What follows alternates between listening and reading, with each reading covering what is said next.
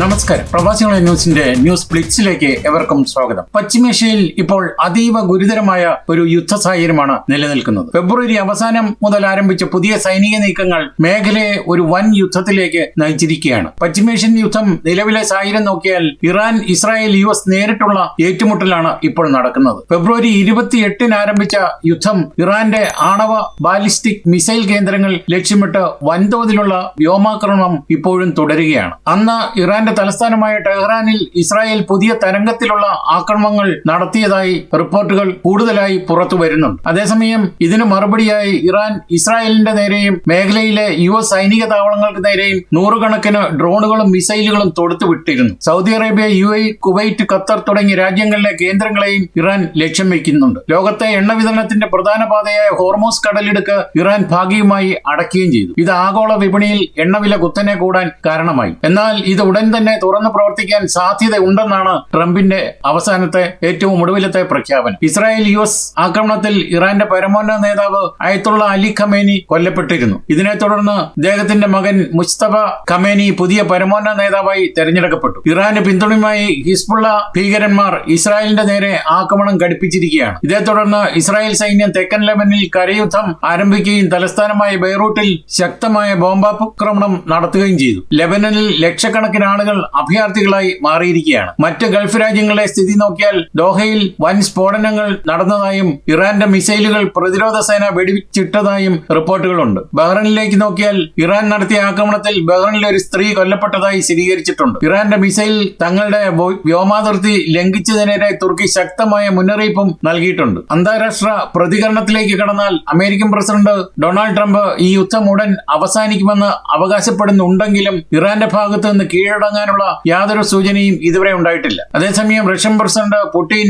മധ്യസ്ഥ ചർച്ചകൾക്ക് തയ്യാറാണെന്ന് അറിയിച്ചിട്ടുണ്ട്. കഴിഞ്ഞ ഏതാനും മണിക്കൂറുകൾക്ക് മുമ്പ് ട്രംപും പുടിനും ടെലിഫോണിൽ സംസാരിക്കുകയും ചെയ്തു. ചുരുക്കത്തിൽ മേഖല ഒരു സമ്പൂർണ്ണ യുദ്ധത്തിന്റെ പാതയിലാണ്. എണ്ണ വിതരണം തടസ്സപ്പെട്ടത് ആഗോള സമ്പദ് വ്യവസ്ഥയെ ബാധിക്കുമെന്ന ആശങ്ക ഇപ്പോൾ ശക്തമാണ്. പശ്ചിമേഷ്യയിലെ യുദ്ധ സാഹചര്യം യൂറോപ്പിനെ, പ്രത്യേകിച്ച് ജർമ്മനിയെ ബാധിച്ചു തുടങ്ങി. പശ്ചിമേഷ്യയിലെ സംഘടനം യൂറോപ്പിന്റെ സാമ്പത്തികവും സാമൂഹികവുമായ സുരക്ഷയെ സാരമായി ബാധിച്ചിരിക്കുകയാണ്. സാമ്പത്തിക ആഘാതം നോക്കിയാൽ ഇറാൻ ഹോർമൂസ് കടലിടുക്ക് ഭാഗികമായി അടച്ചതോടെ ആഗോള വിപണിയിൽ ക്രൂഡ് ഓയിൽ വില കുത്തനെ ഉയർന്നു. ജർമ്മനിയിൽ പെട്രോൾ, ഡീസൽ വിലയിൽ വൻ വർധനവാണ് രേഖപ്പെടുത്തിയിരിക്കുന്നത്. ഇത് സാധനങ്ങളുടെ വിലക്കയറ്റത്തിന് കാരണമായിട്ടുണ്ട്. വ്യവസായ മേഖല നോക്കിയാൽ ജർമ്മനിയിലെ പ്രധാന കാർ നിർമ്മാതാക്കളായ ഫോക്സ്വാഗൻ, BMW തുടങ്ങിയ കമ്പനികളെ ഊർജ്ജ പ്രതിസന്ധി ബാധിച്ചു തുടങ്ങിയിട്ടുണ്ട്. ഇനി അഭയാർത്ഥി പ്രവാഹം ഉണ്ടാകുമോ എന്ന ആശങ്കയിലാണ്. ലെബനനിലും സിറിയയിലും ഇസ്രായേൽ ആക്രമണം ശക്തമാക്കിയതോടെ ലക്ഷക്കണക്കിന് ആളുകൾ പരിക്കേൽക്കുകയും ഭവനരഹിതരാകുകയും ചെയ്തിട്ടുണ്ട്. 2015 സമാനമായ രീതിയിൽ യൂറോപ്പിലേക്ക്, പ്രത്യേകിച്ച് ജർമ്മനിയിലേക്ക് വൻതോതിൽ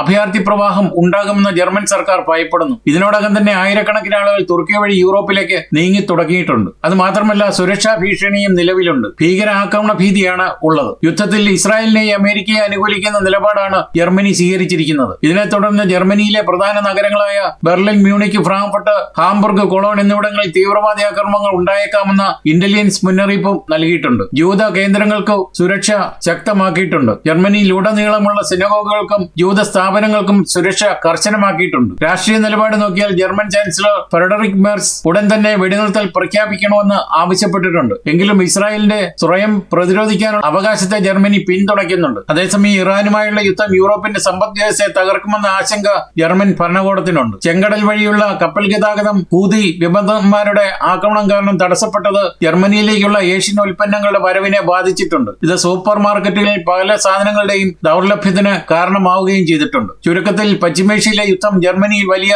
സാമ്പത്തിക പ്രതിസന്ധിയും സുരക്ഷാ ഭീഷണിയും സൃഷ്ടിക്കുന്നുണ്ട്. വരും ദിവസങ്ങളിൽ ഊർജ്ജവില ഇനിയും ഉയരാനാണ് സാധ്യത. എണ്ണവില കുതിച്ചുയരുകയും ജർമ്മനിയിലും യൂറോപ്പിലും കനത്ത പ്രതിസന്ധി ഉണ്ടാവുകയും ചെയ്യുമെന്നും റിപ്പോർട്ടുണ്ട്. ഇറാൻ ഹോർമൂസ് കടലിടുക്ക് അടയ്ക്കുകയും പശ്ചിമേഷ്യയിൽ യുദ്ധം രൂക്ഷമാവുകയും ചെയ്തതോടെ ആഗോള വിപണിയിൽ ക്രൂഡ് ഓയിൽ വില കുത്തനെ ഉയർന്നത് ജർമ്മനിയിലെ സാധാരണക്കാരെയും വ്യവസായങ്ങളെയും ഒരുപോലെയാണ് ബാധിച്ചത്. നിലവിലെ വില നിലവാരം നോക്കിയാൽ പെട്രോൾ, അതായത് സൂപ്പർ E10 ജർമ്മനിയിൽ ലിറ്ററിന് 2.30 യൂറോയ്ക്കും 2.50 യൂറോയ്ക്കും ഇടയിലാണ് ഇന്നത്തെ വില. യുദ്ധത്തിന് മുമ്പ് ഇത് ശരാശരി 1.75 1.85 യൂറോയ്ക്ക് ഇടയിലായിരുന്നു. ഡീസൽ വില നോക്കിയാൽ ലിറ്ററിന് 2.20 യൂറോ കടന്നു. ചരക്ക് നീക്കത്തെയും വ്യവസായങ്ങളെയും ഇത് വല്ലാതെ ബാധിച്ചു തുടങ്ങിയിട്ടുണ്ട്. ക്രൂഡ് ഓയിൽ വില രാജ്യാന്തര വിപണിയിൽ ബ്രന്റ് ക്രൂഡ് ഓയിൽ വില ബാരലിന് $130 കടന്നു. വിതരണം പൂർണ്ണമായും തടസ്സപ്പെട്ടാൽ ഇത് $150 ഡോളർ വരെ ഉയരാൻ സാധ്യതയുണ്ട്. അതുപോലെ തന്നെ ജർമ്മനിയിലെ ജനജീവിതത്തെയും ബാധിക്കുന്ന രീതിയാണ് തുടരുന്നത്. യാത്ര ചെലവ്, പൊതുഗതാഗത നിരക്കുകളിലും ടാക്സി നിരക്കുകളിലും ജർമ്മനിയിൽ ഉടൻ വർധന ഉണ്ടായേക്കുമെന്നും സൂചനയുണ്ട്. എണ്ണവില കൂട്ടിയതോടെ പച്ചക്കറികൾ, പാൽ, മറ്റ് നിത്യോപയോഗ സാധനങ്ങൾ എന്നിവയുടെ വിലയിൽ 15% മുതൽ 20% വരെ വർധനവ് ഉണ്ടായിട്ടുണ്ട്. ശൈത്യകാലം അവസാനിക്കാറായെങ്കിലും വീടുകൾ ഹീറ്റ് ചെയ്യാൻ ഉപയോഗിക്കുന്ന ഹീറ്റിംഗ് ഓയിൽ വിലയും കുത്തനെ കൂടിയിരിക്കുകയാണ്. ഇത് കുടുംബ ബജറ്റുകളെ ബാധിച്ചിട്ടുണ്ട്. ഇന്ധനവില കുറയ്ക്കുന്നതിനായി ഇന്ധന നികുതി താൽക്കാലികമായി കുറയ്ക്കുന്നതിനെ കുറിച്ച് ജർമ്മൻ സർക്കാർ ആലോചിക്കുന്നുണ്ട്. എങ്കിലും യുദ്ധം നീണ്ടുപോയാൽ വലിയ തോതിലുള്ള റേഷൻ ഏർപ്പെടുത്തേണ്ടി വരുമെന്നും ആശങ്കയും നിലനിൽക്കുന്നുണ്ട്. യുദ്ധം വിമാനയാത്രയെയും ബാധിച്ചു കഴിഞ്ഞു. റൂട്ടുകൾ മാറുകയാണ്, നിരക്കുകൾ കുതിക്കുകയാണ്. പശ്ചിമേഷ്യൻ ആകാശപരിധി യുദ്ധമേഖലയായി പ്രഖ്യാപിച്ചതോടെ ആഗോള വ്യോമഗതാഗതം കടുത്ത പ്രതിസന്ധിയിലാണ്. ജർമ്മനിയിൽ നിന്നുള്ള അന്താരാഷ്ട്ര യാത്രകളെ ഇത് ഏറെ ബാധിച്ചിട്ടുണ്ട്. ലുഫ്താൻസ, എമിറേറ്റ്സ്, ഖത്തർ എയർവേസ് തുടങ്ങിയ പ്രമുഖ കമ്പനികൾ ഇറാൻ, ഇറാഖ്, ഇസ്രായേൽ, ലെബനൻ എന്നിവിടങ്ങളിലേക്കുള്ള സർവീസുകൾ പൂർണ്ണമായും നിർത്തിവച്ചിരിക്കുകയാണ്. ഏഷ്യയിലേക്കും, അതായത് ഇന്ത്യയിലേക്ക് ഉൾപ്പെടെയുള്ള തിരിച്ചുമുള്ള വിമാനങ്ങൾ ഇറാൻ ആകാശം ഒഴിവാക്കി സൗദി അറേബ്യയുടെ തെക്കൻ ഭാഗം വഴിയോ അല്ലെങ്കിൽ മധ്യേഷ്യൻ രാജ്യങ്ങൾ വഴിയോ ആണ് ഇപ്പോൾ പറക്കുന്നത്. അതുകൊണ്ട് തന്നെ ഇറാൻ ആകാശം ഒഴിവാക്കിയത് യാത്രാ ദൈർഘ്യം വർദ്ധിപ്പിച്ചിട്ടുണ്ട്. ഇന്ത്യയിൽ നിന്നും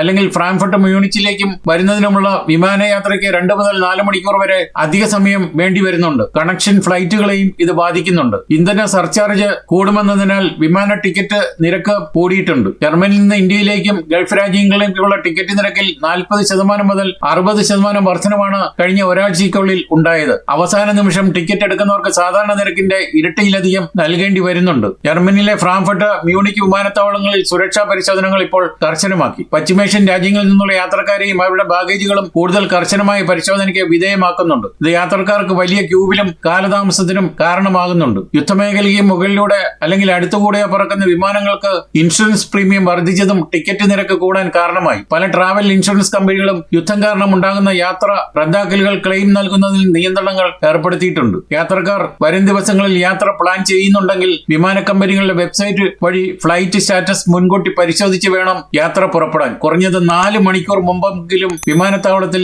എത്താൻ ശ്രമിക്കുകയും വേണമെന്ന് അധികാരികൾ മുന്നറിയിപ്പായി നൽകുന്നുണ്ട്. ഇതോടെ ഈ ബ്ലിറ്റ്സ് ന്യൂസ് ബുള്ളറ്റിൻ ഇവിടെ പൂർണ്ണമാവുകയാണ്. നിങ്ങൾ നൽകി വരുന്ന എല്ലാവിധ പിന്തുണയ്ക്കും ഞങ്ങൾ ഹൃദയപൂർവ്വം നന്ദി അറിയിക്കുന്നു. അതോടൊപ്പം കൂടുതൽ വാർത്തകളും വിശേഷങ്ങളും പറയാൻ യൂറോപ്പിലെ ആദ്യത്തെ മലയാളത്തിലുള്ള ഓൺലൈൻ പോർട്ടലായ പ്രവാസി സന്ദർശിക്കാൻ നന്ദി. നമസ്കാരം.